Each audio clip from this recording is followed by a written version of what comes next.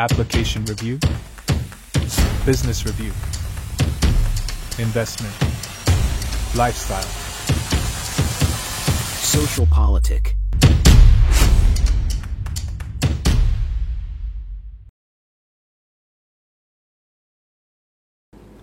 Halo Bapak Ibu, saudara-saudari sekalian, lovers and haters, salam cerdas Indonesiaku. Jumpa lagi kita pada kesempatan kali ini. Bagi Anda yang belum subscribe channel saya, silakan subscribe channel saya, tekan loncengnya agar Anda dapat notifikasi setiap kali saya mengupload video-video saya. Oke, kali ini saya akan membahas kelanjutan dari itu ya, laporan OCCRP ya, yang mengatakan Pak Jokowi adalah salah satu dari 5 finalis orang terkorup di dunia tahun 2024. Ntar kita lihat komentarnya Pak Mahfud yang justru bilang Pak Mahfud itu nggak korupsi. Nah, menarik kan? Nah, makanya jangan di skip kalau nonton video saya ya. Kemudian sehubungan dengan itu juga saya akan bahas mengenai Hasto yang sekarang menuai komen negatif dari kadernya sendiri yang bilang Hasto itu mentalnya tempe. Nggak percaya, nanti saya perlihatkan videonya. Makanya sekali lagi jangan di skip kalau nonton video saya. Oke? Nah, seperti biasa ada yang mau numpang lewat nih ya. Saya mau flashback ya, kilas balik ya, yang terjadi pada saat Pilpres dan juga pada saat para buzzer-buzzer yang sekarang benci Jokowi justru dulu tuh jadi buzzernya PDIP yang dukung Jokowi. Kan menarik. Nah, kita lihat dulu nih. Satu nih yang ini dulu ya. Brigadir JM memberikan kilas balik tahun 2024 ya. Dia bilang Ganjar keok 16% di Pilpres 2024. Kan dia bilang, kamu percaya suara saya cuma segitu? Ketika dia ditanya oleh wartawan kan, mengomentari hitung cepat. Nah, padahal pada saat pilkada di daerah misalnya di Jakarta, calonnya menurut hitung cepat unggul, mereka percaya. Tetapi ketika Pilpres, Ganjar tuh nggak percaya sama hitung cepat yang bilang cuma sekitar 16%. Nah, kalau Brigadir JM bilang sangat percaya, saya juga sangat percaya, ya kan?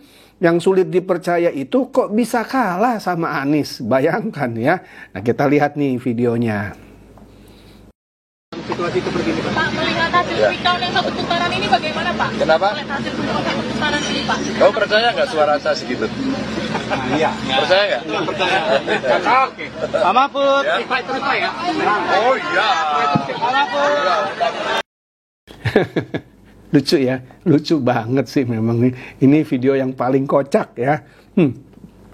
Nah, kemudian kita lihat nih ya, buzzer-buzzer dulu yang dukung Jokowi ya, Denny Siregar misalnya ya, mendadak anti Jokowi setelah 2 periode menikmati kekuasaannya. Bahkan dia dibayar ya sebagai buzzer gitu ya. Kalian bukan sadar tetapi oportunis. Kan mereka bilang saya baru sadar ternyata Jokowi orang jahat. Bukan, Anda oportunis.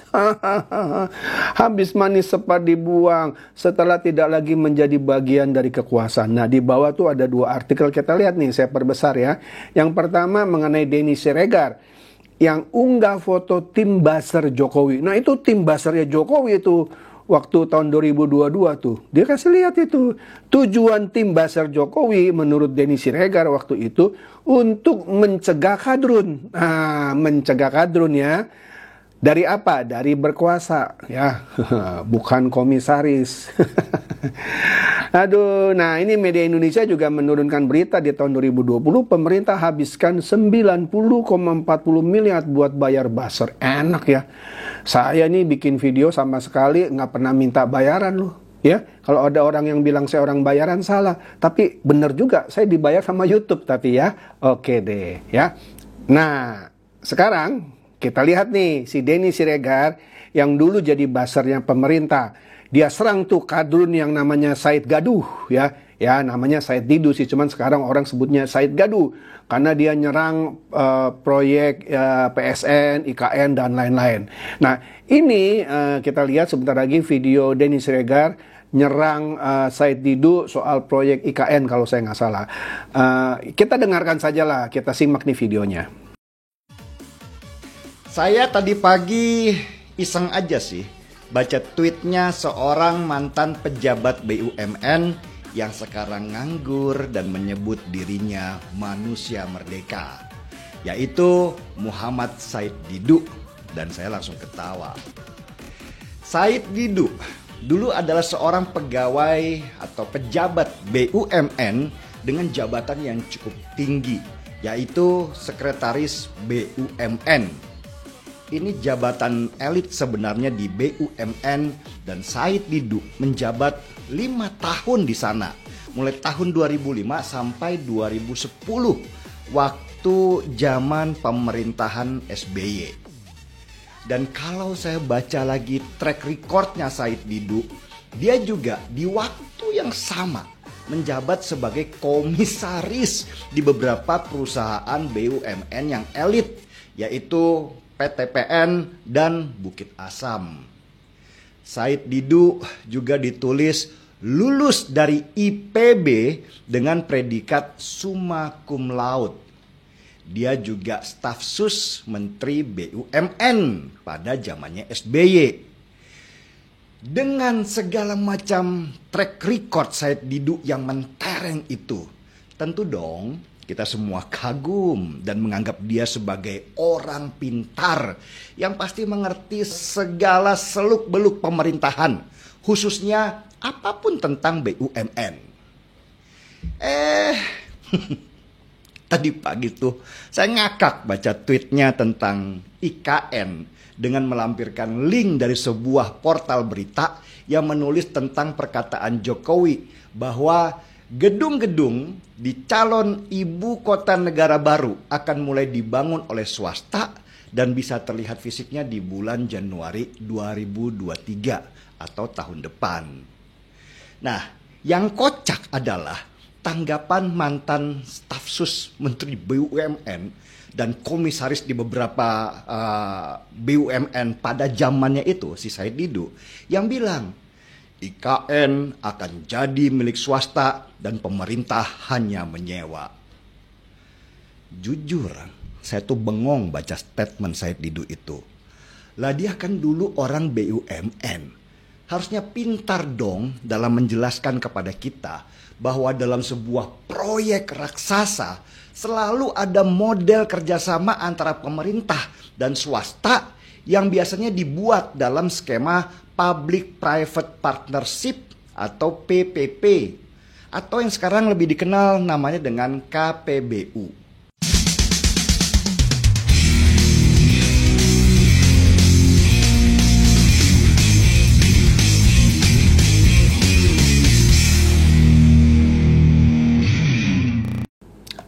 Anda lihat ya, dia dulu karena jadi buzzwordnya pemerintah, dia serang itu Said Gadu.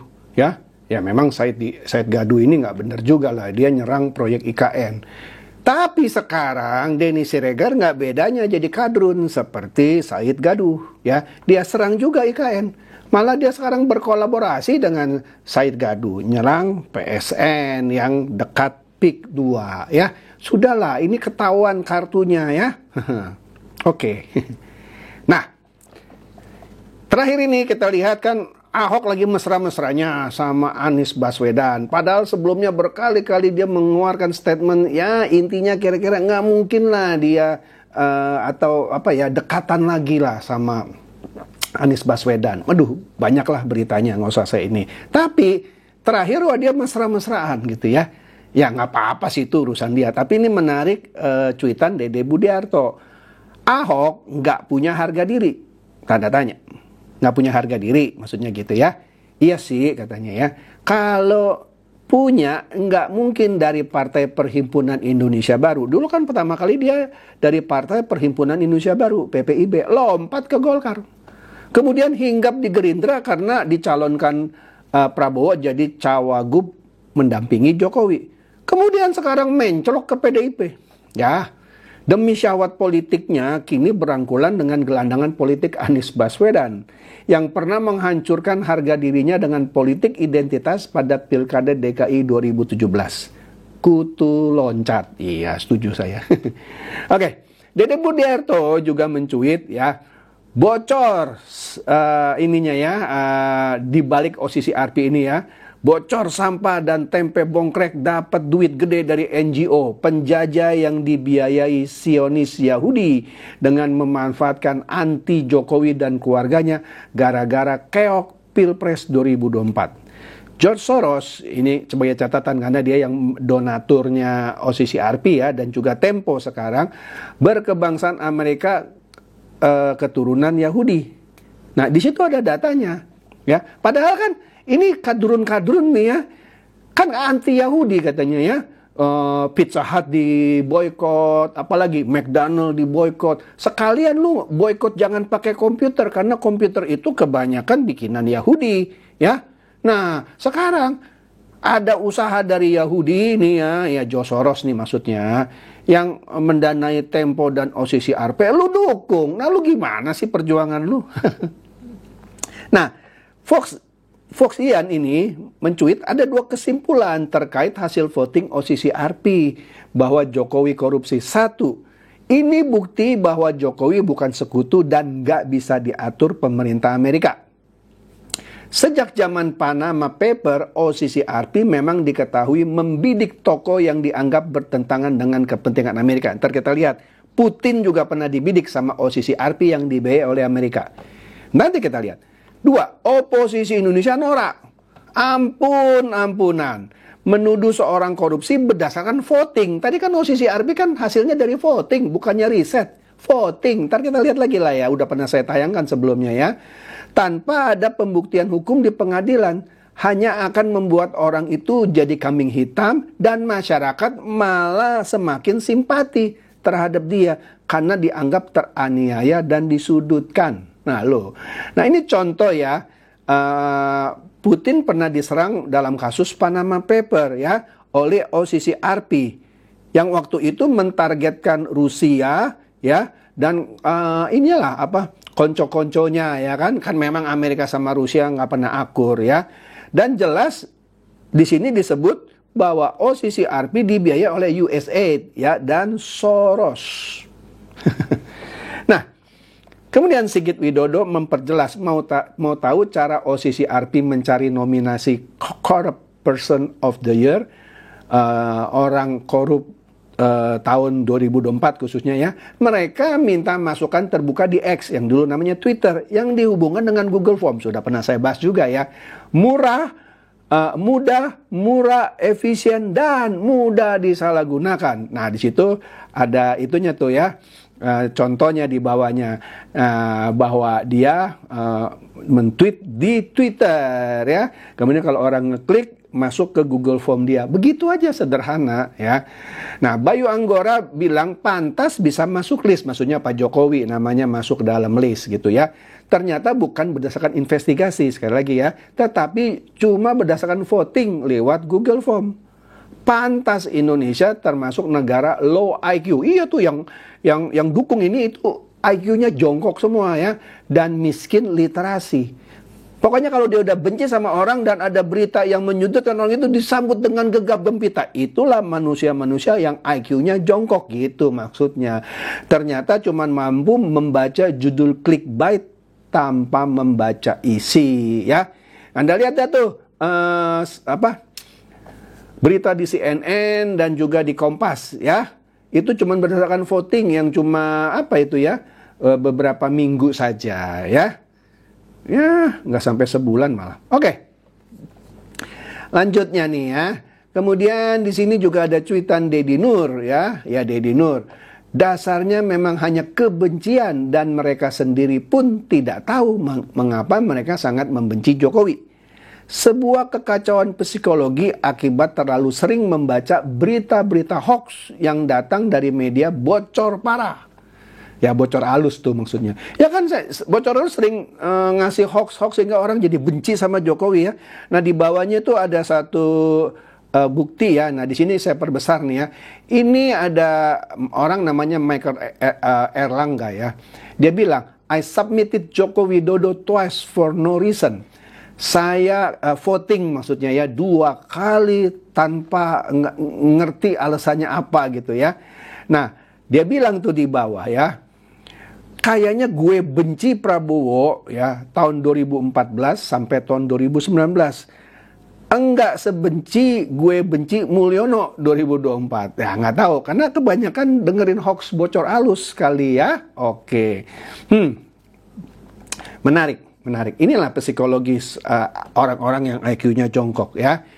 Nah, ini juga ada cuitan ya yang menjelaskan juga OCCRP yang dibiayai Open Society Institute milik George Soros yang Yahudi itu, dan Tempo yang dikuculi dana oleh MDIF yang pendiriannya juga dibiayai Soros.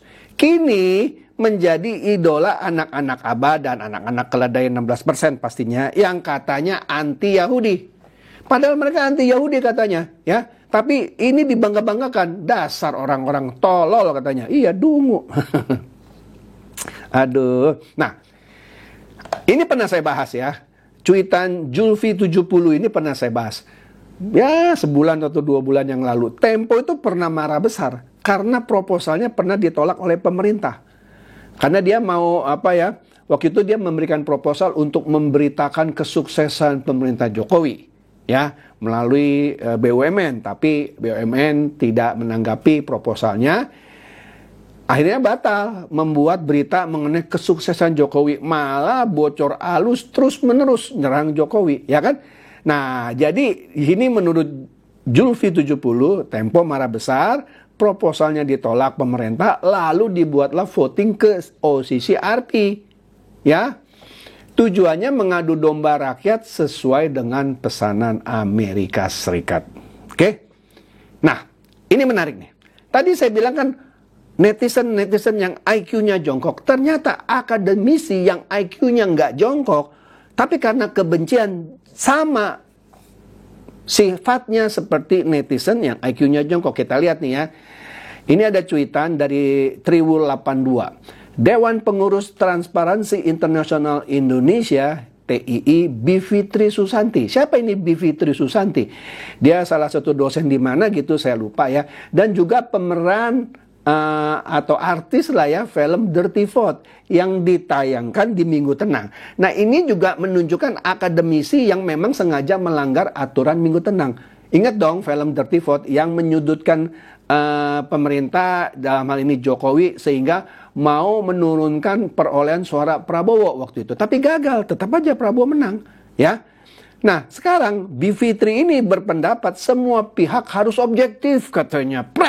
Objektif apa? Objektif menanggapi nominator tokoh korup versi OCCRP. Objektifnya bagaimana Bivitri? Nah, Bivitri mengatakan OCCRP dipuji-puji sama dia nih. Padahal ini kan Soros. Saya yakin mereka juga benci sama Yahudi. Oke deh. OCCRP merupakan jaringan besar dari orang-orang atau jurnalis yang melakukan investigasi. Blow on banget ini akademisi. Udah tahu cuman voting melalui Twitter atau X sekarang, melalui Google Form. Masa bilang kumpulan orang-orang atau jurnalis yang melakukan investigasi. Nah, inilah orang yang menghalalkan segala macam argumen hanya untuk mendukung OCCRP. Ya, akademisi lu, dosen lu, ilmu hukum tata negara, universitas mana gitu saya lupa. Oke? Bivitri, catat namanya. Nah, Intel Imut mencuit bocoran orang dalam yang akan dipakai Koni dan Hasto adalah kasus korupsi yang akan dituduhkan kepada Prabowo. Nah, aduh, lagu lama katanya bahan basi gara-gara tak bisa bersaing dalam maklarisasi alutsista. Karena Koni dulu tuh maklar alutsista ke Departemen Pertahanan. Apalagi mantan suaminya itu Jenderal Jaja Suparman ya. Saya lupa nama tepatnya, Jaja Suparman kalau nggak salah ya. Kalimat petinggi negara ini arahnya ke Prabowo. Menurut kami lebih baik tangkap saja pengkhianat negeri ini. Setuju. Nah inilah pernah ada artikel ya, Anda cari aja nih, ada search siapa Koni Rahakundini yang tuding Prabowo korupsi 1.760 triliun katanya. Wah gila dia. Padahal Prabowo ketika jadi Menhan mencoret proposal yang saya dengar-dengar datangnya dari Koni. Prabowo justru menyelamatkan anggaran negara justru lebih besar dari yang dituduhkan ini. Ah udahlah, Anda search saja di Google kalau nggak percaya ya. Saya nggak mau bahas di sini, ntar kepanjangan. Nah, Intel Imut juga mencuit ya, skandal Koni ini sudah banyak diketahui orang. Nggak, saya nggak mau masuk lah, ada lagi skandal-skandal pribadinya ya. Males saya ya, ntar saya jadi mempromosikan Koni ini ya. Yang pasti, broker serta makelar alutista ini dendamnya luar biasa kepada Prabowo selaku mantan Menhan. Karena Prabowo menutup lapak jasa broker serta makelarnya Koni. Iya, sejak Prabowo jadi Menhan, Koni nggak dipakai lagi sebagai makelar. Karena katanya keuntungan penjualannya bisa 100%. Kan gila markupnya, ya kan? Makanya di-cut sama Prabowo. Tapi dituduh Prabowo korupsi tadi 1.760 triliun ya. Wah gila bener ya. Di saat itulah Koni mulai targetkan Prabowo turun di tahun 2025 ini lewat propagandanya. Ya. Nah, kemudian Intel Imut juga bertanya, masih percaya kepada Koni? Ya kalau orang-orang yang IQ-nya jongkok percaya. Bahkan mengeluh-elukan. Karena Koni ini sekarang lagi nyerang khususnya pemerintah dan juga Jokowi pastinya ya.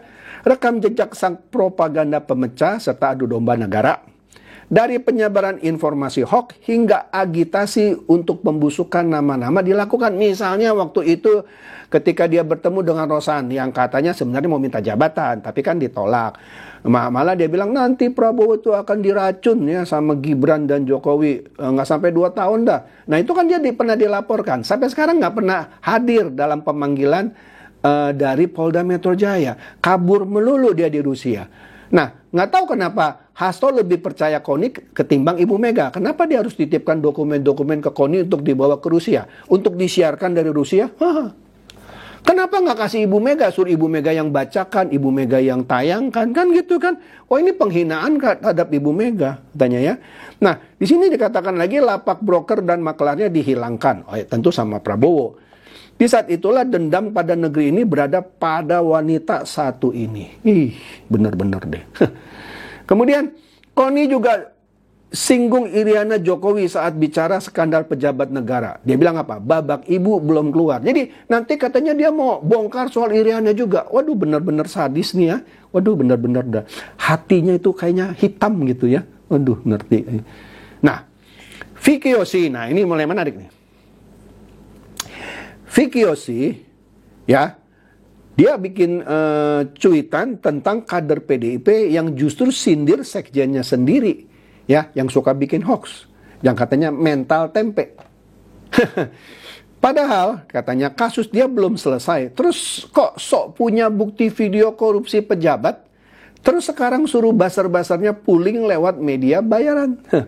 PDIP kudu Hasto emang sarang penjahat. Nah ini kata Vicky Yosi ya, mental tempe. Aduh. Intel Imut juga berbicara hal yang sama. Pimpinan PAC PDIP Pemalang Sudarsono justru menyindir Sekjen Hasto Kristianto sebagai sekjen bermental tempe.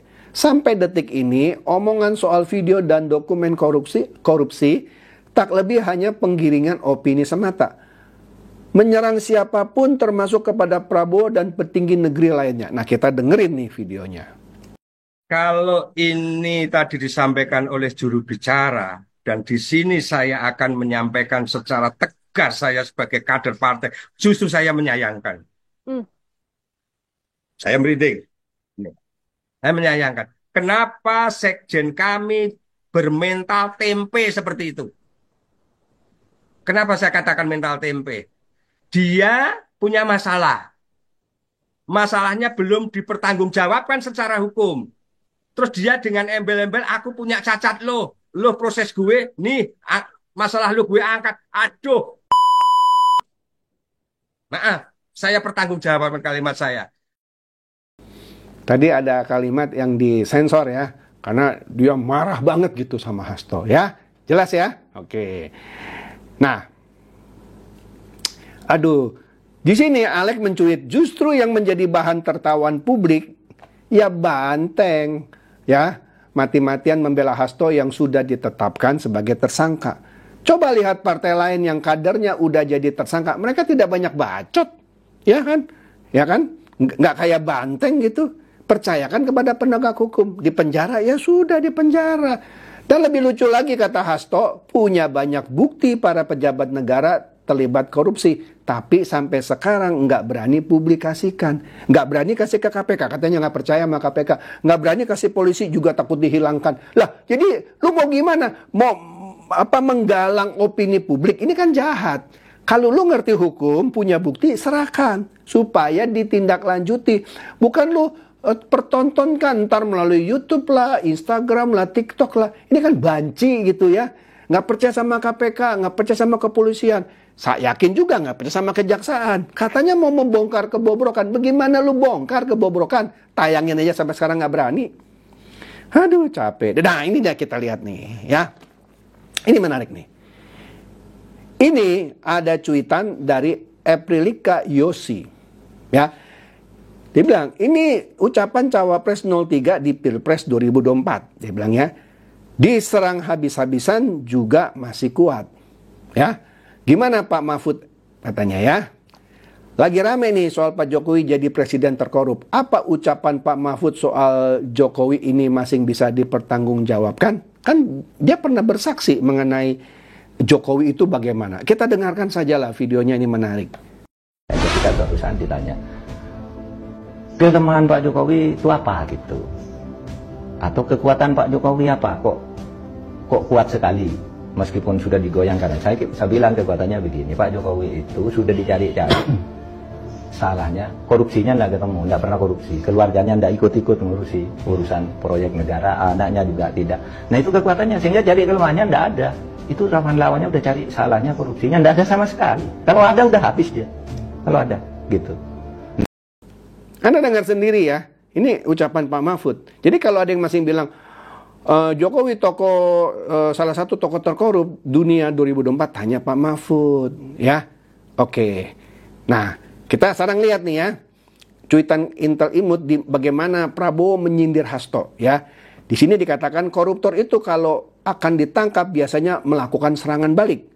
Ancam sana sini, ngaku dizolimi, playing victim, punya dosa petinggi negara gitu ya. Agar apa? Minimal punya bargaining position, supaya dia punya nilai tawar. Hasto Kristianto itu tersangka, Koni itu dilaporkan 3 kasus. Nah loh, kita dengerin nih videonya. Saya sudah berkali-kali ingatkan, kita akan menghadapi tantangan. Si koruptor-koruptor itu, si maling-maling itu,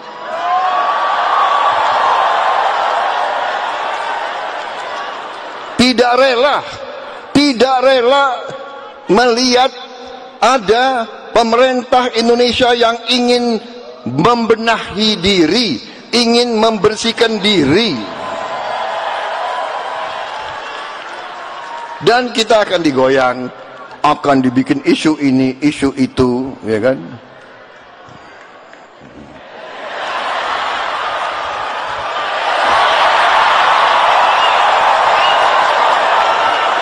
Ini karena acara Natal, banyak tokoh-tokoh agama. Saya bicaranya harus sopan.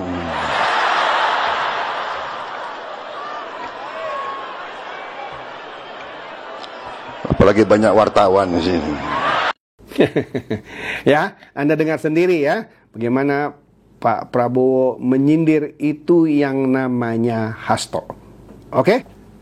Jadi jelas ya, kalau Anda lihat tadi dari flashback, bagaimana dulu buzzer-buzzer yang dukung pemerintah karena ada konflik kepentingan, sekarang malah jelek-jelekin pemerintah. Ya kan? Dulu katanya mau mencegah kadrun, malah sekarang jadi kadrun seperti Denny Siregar. Ya, oke lah. Jadi itu saja dari saya, semoga ini mencerdaskan dan mencerahkan Anda semua. Silakan share video saya ini kepada teman-teman, sahabat atau kerabat supaya mereka tidak gampang termakan oleh hoax. Demikian saja, seperti biasa, terima kasih.